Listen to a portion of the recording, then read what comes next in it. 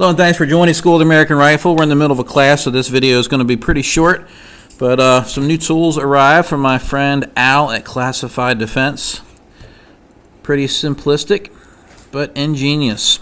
So, if you've ever been a guerrilla part-time and you want to get an extractor spring into a pocket, sometimes people will use pliers or they'll master crab out of them. As you can see, this spring's pretty wrecked. So we're going to take a good spring. We're going to put it into this tool that has a little pocket.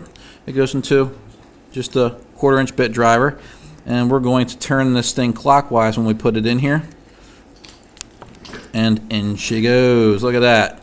No fighting, no damage. Now if the pocket's still undersized, you don't want to force it in with this tool, but if you have a proper spec pocket for a good spring, whether it be a Colt or a Springco, this thing will be right up your alley. I'm going to put a link in the description below, but check out the Extractor spring tool. Pretty neat from Classified Defense. As always, I hope you found this video educational, and thanks for watching. Yahoo.